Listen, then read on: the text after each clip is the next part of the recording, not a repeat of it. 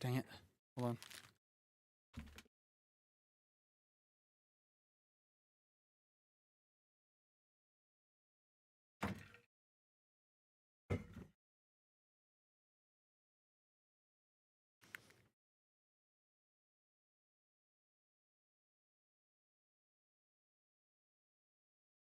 All right.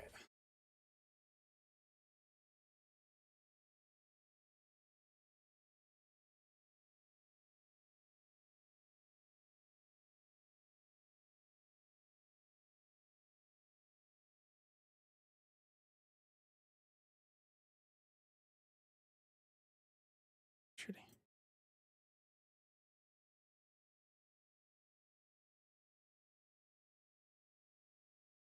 Let's go.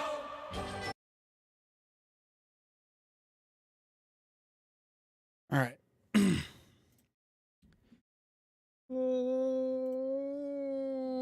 Welcome back, everybody, to the Between the Stitches podcast, baseball only show. I am Ryan. He is Jared. We played baseball together, and now we're talking about it. We got a decent episode for you guys today. Episode number 13, lucky number 13. The standings as of the second week of May are not what they should be. We will talk about that. We will discuss the no-hitters that we've seen so far this year. We'll talk about the situation between Madison Bumgarner and an umpire looking to start a fight. And the unwritten rules, once again, prove themselves fucking useless. So thank you guys for tuning into the episode. Let's jump straight into it. Let's go. Batter up. We're taking the afternoon off. It's a beautiful day for a home run, but even a triple's okay. We're gonna cheer and boo and raise a hullabaloo at the ball game today. At the ball game, a wonderful ball game today. All right, Jared. We're back with episode 13, Between the Stitches.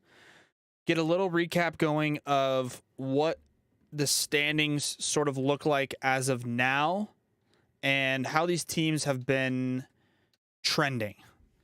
Because there's some teams in the standings in Major League Baseball right now that just simply put are not where they're supposed to be. They just shouldn't be where they are. Going from East to West, American to National. It's not surprising to see the Yankees in first place because they were a good team, but it is surprising to see them at 22-8 and have a 4.5 game lead over Tampa Bay and a 6 game lead over Toronto. It's early, but I think I'm surprised to see that at the top of the American League East. And on the bottom, very surprised to see the Boston Red Sox at 11-19. 11 games back of the Yankees already. Makes no fucking sense. Yeah, that doesn't make any sense. I don't get why that lineup is not fucking producing. The pitchers aren't producing either. The whole team's just playing bad. I mean, you could go to them right now. Let's see. I mean, just off the top of my head, Devers, Bogarts, JD Martinez, Trevor Story, Kike Hernandez, Verdugo. Yeah, you got Bogarts and Devers are doing their part. They're both hitting over 300. Bogarts is hitting 354. Devers at 315. And then Martinez is 289, but then you have a huge drop off, and you have Verdugo, Story, and Kike Hernandez. Kike Hernandez batting 170, which after his playoffs last year, I think that a lot of people thought this was gonna be like his real breakout campaign. Verdugo was supposed to be kind of in that breakout mode too. He's been struggling so far. And then, yeah, those three guys, there's those two guys up top, and JD Martinez is doing decent. Then you go over and you look at some of their pitching stats. See what we have here. I can't actually see. It does not actually showing me their stats right now. It's just showing me their earned runs. But yeah, I feel like a guy like, who's the guy that we talked about, Tanner Huck. Yes.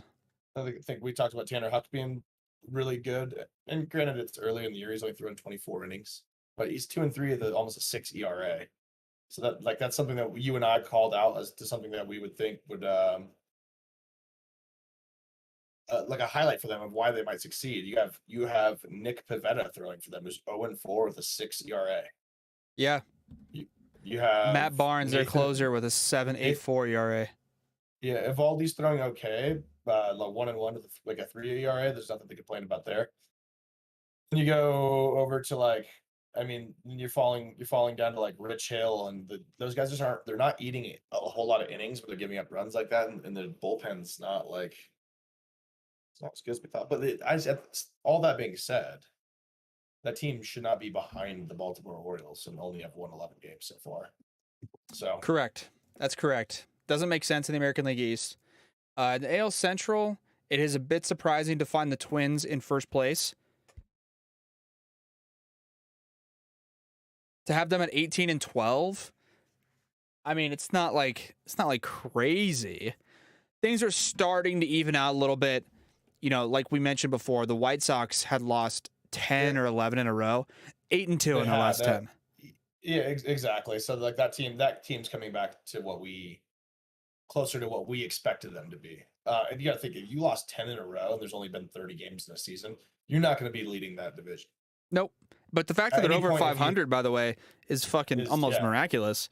They've played 29 games and they're 15-14. I mean, that's pretty good. And they're still not fully healthy either. And and their bullpen hasn't been pitching as well as dude. Hendricks has been horrible for them this year. I don't get it. Yeah, he lost me big money that one time I saw you. But yeah, it's the White Sox White Sox are coming back up. Minnesota actually doesn't surprise me. They got some young pitchers that actually can chuck it a little bit. Yeah. And then their lineup's better than you'd think. You know, it's like with Buxton and Correa both in there. And then Byron Buxton, when he's healthy, is a fucking MVP candidate. So yeah, it's not surprising at all. I think Cleveland, Detroit's kind of surprising me because Detroit, we both thought Detroit might be a little bit better than they are. Yeah, they got all that young pitching, and they're just not really performing right now. KC and Detroit sitting at the bottom. Cleveland's actually been playing decent baseball as well. It just seems like that's a team that actually has. It's just kind of like you just don't hear about them very often. Like yeah, they got Jose nothing Ramirez, to lose, man. They got nothing to lose. Jose Ramirez played for the Dodgers, he would be a fucking on TV. Yeah. So it's just like I don't know. There's just guys on that team that are better than people know, and so it doesn't really surprise me to see them in the middle of the pack. Yeah, but I agree. I still fully expect the White Sox to fucking grind through the season and pound that division. Yeah, oh for sure, for sure. Yeah, the AL West, I don't think any of it is incredibly shocking, except for the Angels are just on fucking fire. They're 21-11. They're 21-11. They're coming off a 12-0 victory over the Tampa Bay Rays. Reed Detmers throws a no-no, which we'll get into a little bit later. They're a full game above the Astros, who are 19-11. So it's not surprising to see the Astros. It's a bit shocking to see the Mariners as low as they are, 14-17. And I think that's about it. I mean, if the division ended up finishing this exact way, Angels, Astros, Mariners, I wouldn't be that shocked. I think it'll end up being Astros, Angels, Mariners. But good for the Angels. Like, it's about fucking time Mike Trout is in a situation where it's like he's actually playing inspired baseball with a good baseball team that's actually winning baseball games. It's refreshing because then Trout is now now he's got Ohtani, Rendon is healthy. Taylor Ward is going to be an all-star, most likely, fucking shredding the ball.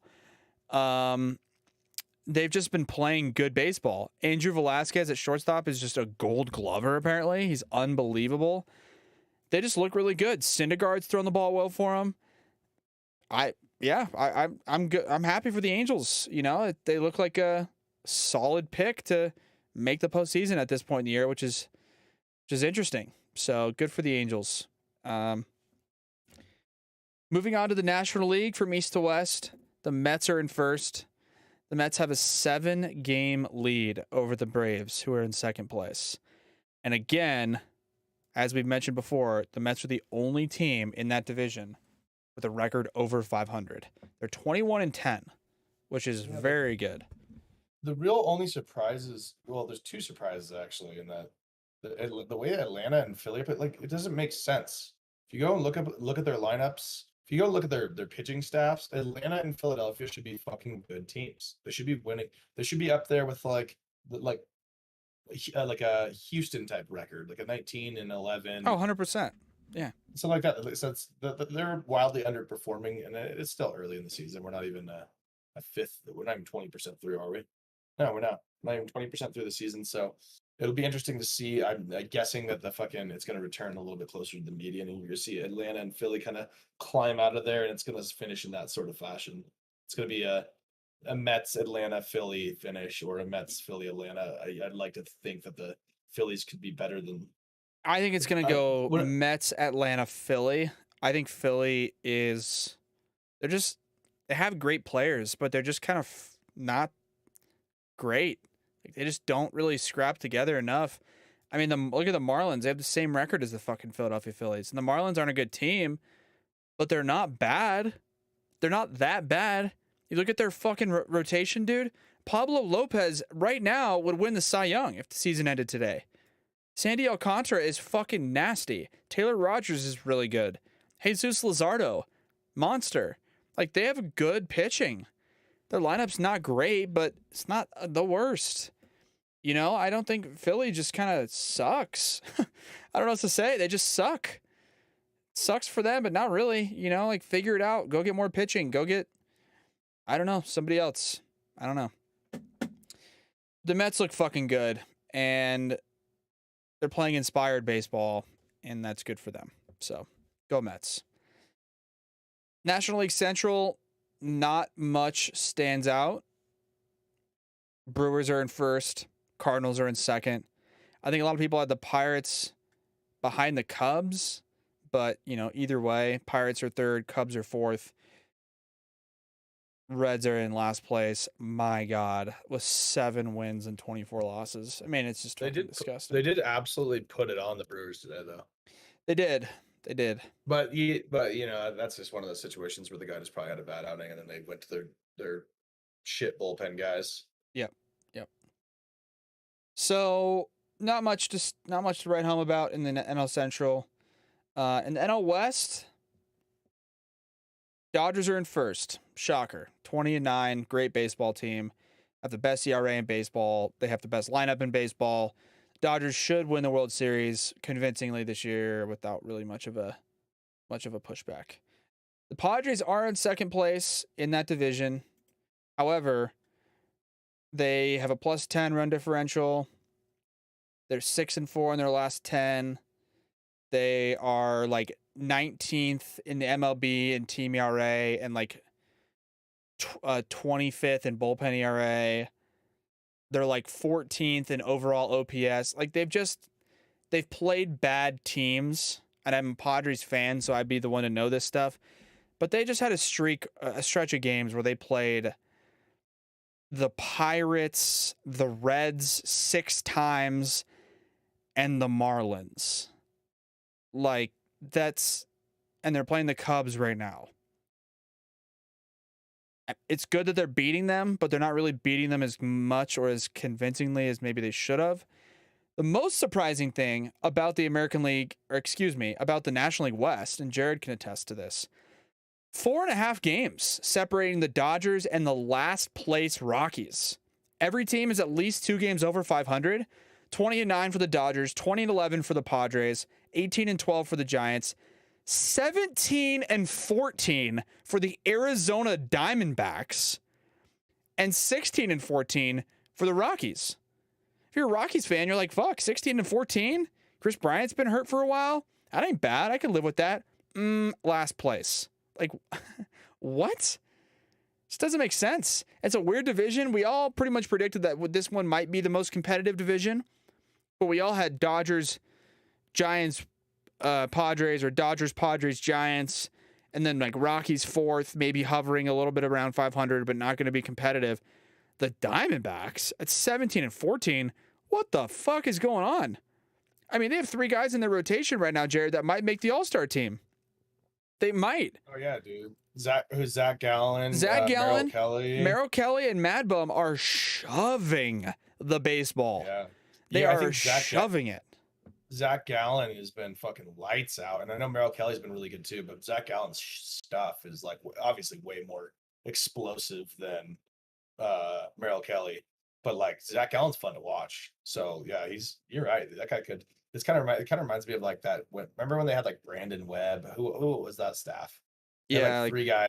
Brandon Webb, like Ian Kennedy or something like. Yeah, I don't know. It was a while back, but it was like you always knew the Diamondbacks had 3 good pitchers, even if they weren't that great of a team. Yeah.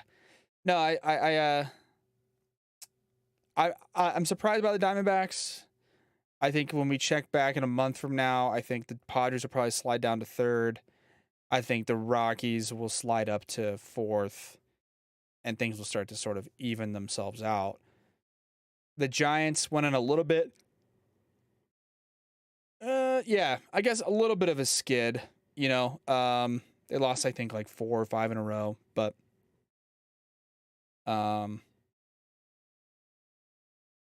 you know, I think the NL West is going to be fun to watch at the end of the year. I think those matchups between Padres, Dodgers, Padres, Giants, Dodgers, Giants, it's going to be fun. It'll be fun to see.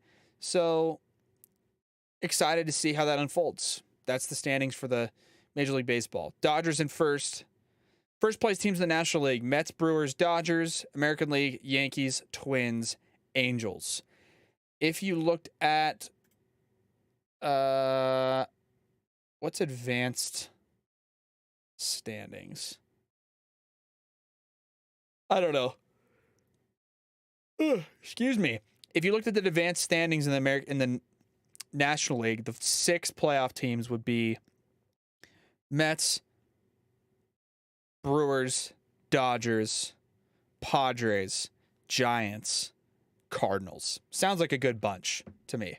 In the American League, you'd get the Yankees, the Rays, the Angels, the Astros, the Twins, and the Blue Jays. Again, sounds like a great group to me. So hopefully it stays that way and we get, the 6 best teams in each league, and the playoffs are exciting. So speaking of the standings and the overperformers, we'd mentioned the LA Angels of Anaheim and their seemingly overperformances here, but is it, Jared? Is it overperforming? When you got Noah Syndergaard, you got a guy like Shohei Ohtani pitching in their rotation, not as regularly, but once a week. And then you got guys like Reed Detmers throwing no hitters against the Tampa Bay Rays. Reed Detmers, 9 innings pitched, 2 punch outs. 2 punch outs, complete game, no hits against the Tampa Bay Rays. And before we get into that, Jared, not sure if you saw or not, but the Angels were up 10-0 in the 9th inning, and the Rays brought in Brett Phillips. So subsequently, the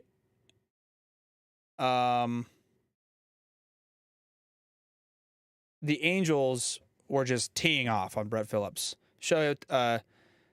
Mike Trout had a home run off of him. Anthony Rendon comes up, a right-handed hitter, and he comes up batting left-handed, which is funny. All right, it is what it is. Rays aren't taking it personal. If you want to do it, then do it. Comes up, first pitch from Brett Phillips is like 50 miles an hour. Apparently Anthony Rendon can swing it left-handed because he comes up and puts a nice fucking hack on this ball and hits a fucking home run left-handed. That's hilarious. So, it's impressive, Jared. Even if it was slow pitch softball, which is basically what it was, I probably wouldn't be able to hit a home run left-handed. That's hard. No shot for me. I don't know, man. That's the exit velo on that ball, the home running hit was 104. I was like, so it's kind of smoked, dude. Yeah, I was like, Dude, to hit a ball 104 off of a 54-mile-an-hour pitch, like, that's kind of hard to do. So, Reed Detmer's no-hitter, Jared. I don't know if we talked about the Mets no-hitter the last time we were on or if that had happened already, but 2 no-hitters before May 11th. How many no-hitters are we going to get this year? Over, under, we've already had 2. Over, under 5.5. I'm gonna go under. We're Under? get 5. 5 no-hitters? 5, right on the dot. 5 no-hitters? Yep. I think I take... I think we're gonna get 3 more. I think I take the over on that. I think it's the year of the no-hitter again, and that's not maybe this year specifically, but dude, guys are so filthy. If you can't get a hit, and this is not a knock on Reed Detmers, but the guy's throwing like 92, 93. He's got a decent breaking ball. Changeup was good last night, and they just don't get one hit off of him. Like, come on. There's going to be a ton. Justin Verlander also almost threw a no-hitter last night. He went into the 8th inning with a no-hitter and then gave it up to the Twins. So I think we're going to see a bunch more this year. And I think if Jacob deGrom ever comes back, he might throw a fucking 4. I mean, that guy it's a fucking joke. Dude, when he's throwing, like, when he's fully healthy, it's like 101 on the black, 94-mile-an-hour slider. 91 mile per hour slider. Yeah, change up at 89, change up at 91 miles an hour, dipping. Like, it's nasty. So I got over 5 on that. Good for Reed Detmers for hitting the home run. Over the span between our last shows, Jared, we had an incident between Madison Bumgarner and the umpires. The umpires this year are doing substance checks where they are checking the fingers and the hands of pitchers as they come off the mound to check if the stickiness is still there or anything like that. And Mad Bum came off the mound after arguing a couple of pitches. I forget the umpire's name, Jared, and I gotta look it up now because I want to know the name. Mad Bum umpire. Let's see. Dan Bellino was the umpire's name. So Madison Bumgarner got squeezed on a couple pitches. They were balls, but he was complaining. Mad Bum likes to he's just a fiery guy while he's on the mound. And he complained about a couple pitches after the first inning, comes off the mound, umpire checks his hand, and it just has no actual interest in checking the substance of his hands. He's just staring at Madison Bumgarner right in the eyes. And Bumgarner's looking at his hand, and then he realizes, oh my God, it's been 8 seconds, and the umpire's still petting down my hand. Looks up at him, and he's staring him down. And Matt Bum's like, dude, kind of just like, fuck off. Take your time. And the umpire's like, you're gone. The umpire, Dan Bellino, subsequently apologized for his actions of being confrontational. That's a situation we've talked about umpires before in the past, Jared, about how if you're bad as an umpire, you need to get publicly fined, or just like made an example of. How is Dan Bellino in that situation not suspended 10 games? How? It was horrible. The example he put on, the behavior that he thought was appropriate. He is 100% seeking confrontation and not doing his job as an umpire, which is to de-escalate situations and to just check his hand. He was just over and over and over. Fuck that guy. Fuck that guy. I mean, seriously, how does that guy not get suspended, Jared, for a week? So, right? Somebody has to hold him accountable. Who's going to do that? Yeah, I don't know. That I saw that as well, and I just felt like it was like the guy went out there. Like in my mind, I thought Vegas. So what was the over under on Mad Bum's strikeouts? just go out there and piss Mad Bum off to get himself kicked out of the game. You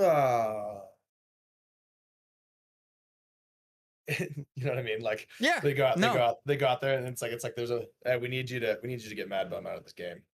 Yeah, squeeze the fuck out of him behind the plate, and then when he gets pissed off, which he will, and you check for his fucking fingers, he's going to get more pissed if the longer you draw it out and the bigger scene you make. So once he gets pissed, that's plenty of justification to throw him out. Seriously, it makes sense. But I was just shocked that that umpire didn't get suspended. I guess he issued an apology. I don't know. But honestly, fuck that umpire. Fuck almost every umpire in the league because they're so bad at their jobs. And they are, I don't know. It was such a crazy situation. Bananas that actually happened. I don't know if there's going to be a way for them, Jared, to improve on this substance check, but it's also a thing where it's like, I don't know. It's like, just check the baseballs. I don't know. The whole situation was weird. Fuck the umpire. I guess he apologized, but still, fuck him. He's a piece of shit. So the last thing we want to talk about here, I want to talk about, Jared, and it happened over the break between our episodes. We're talking about the Mets, and the Mets are playing great baseball. And a lot of times when you're playing really good baseball and the Phillies are the opposite and they're playing bad baseball, when those two teams match up, shit can hit the fan. And what happened about a week ago was the Mets and the Phillies played each other. Phillies were up 7-1 in the ninth inning. 7-1 in the ninth inning. And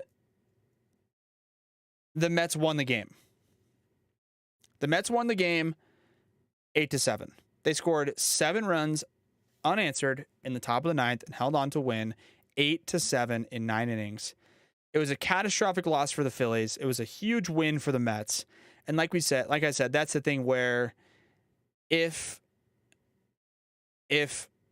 one team's going good and one team's going bad, that type of shit happens. It was crazy. Like, it was crazy to see that happen.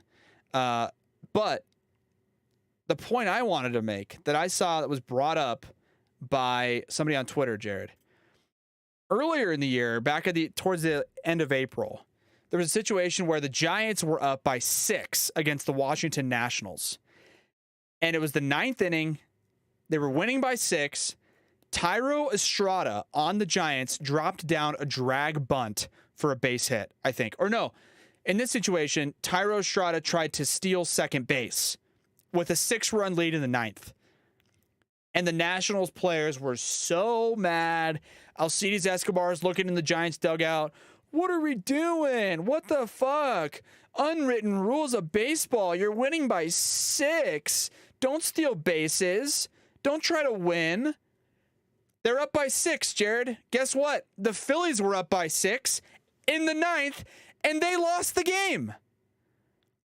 So you can take your unwritten rules, roll them up real fucking tight, and shove them up your ass.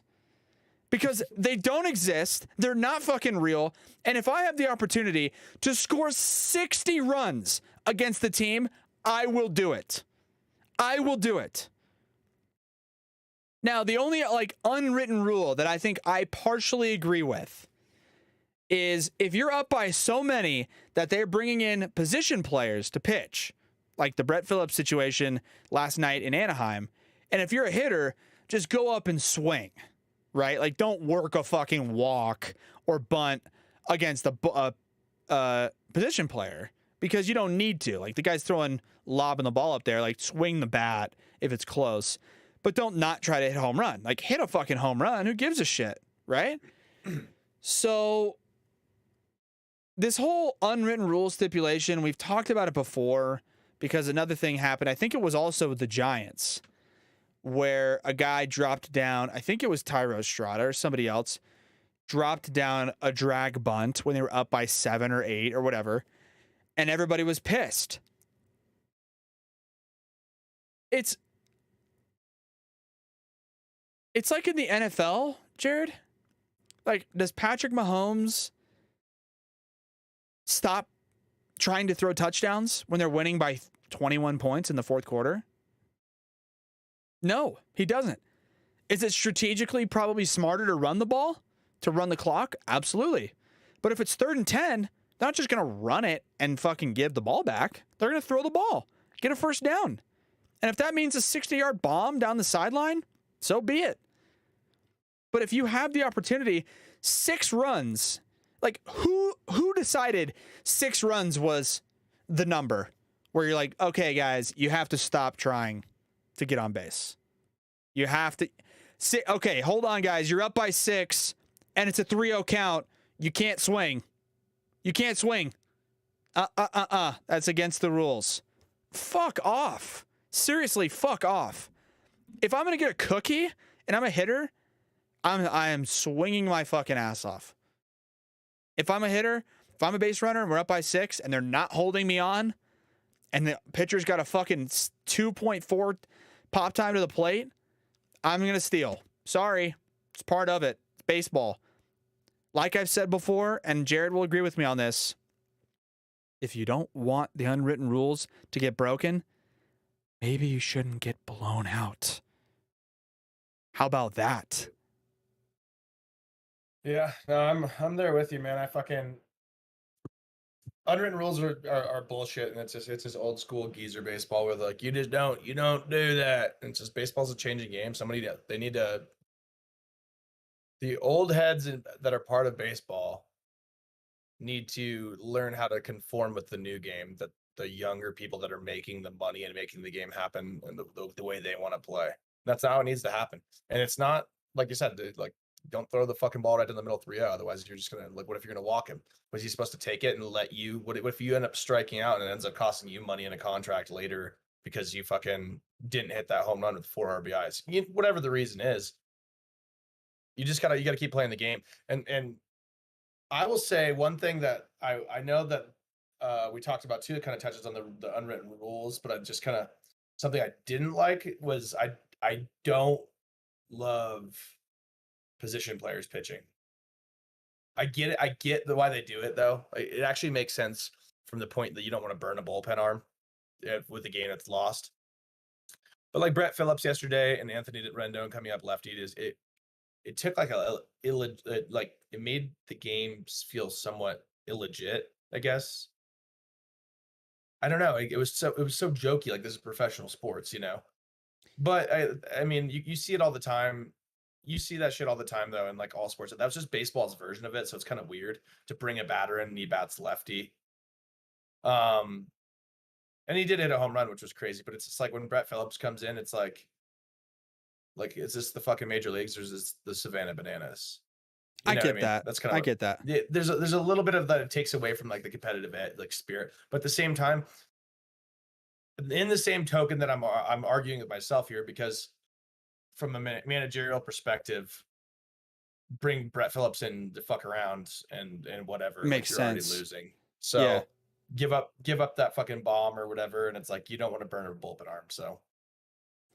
But yeah, that was just something that bothers me is when teams just kind of like cave at the end and it makes the game feel illegit, especially when a game that a no-hitter happened. Yeah, that part was like a little bit weird. But you know, it is what it is. It's not, you know, still a no-hitter. I just think the unwritten rules and that didn't play into the game at all last night, but it was just like you literally in the span of 2 weeks, you have one team getting mad at another team for breaking in the unwritten rules and trying to score more when they're up by 6. And then 2 weeks later, a team is up by 6 in the 9th and they lose the game. So I don't understand it. I think it's complete bullshit. And anybody who thinks that it's fucking, you can't bunt, you do whatever, fuck off. How about that? Eat my ass. I'm going to score 30 if I want to. Because it sets me up for a better situation, sets the other team up in a worse situation, and yeah, fuck them. It is what it is. So that's going to do it, Jared, for this episode. Nice and brief. Wanted to keep you guys engaged and locked in, but at the same time wanted to cover some different topics. So Absolutely. we appreciate you guys tuning into the episode. As always, be sure to check us out on social media. We greatly appreciate the support as usual. Between the Stitches podcast is a member, a part of the Phenomenal Fan Media Group. My name is Ryan. His name is Jared. We thank you very much for tuning in, and we will catch you guys on the next episode of Between the Stitches. Batter up. We're taking the afternoon off. It's a beautiful day for a home run, but even a triple's okay. We're gonna cheer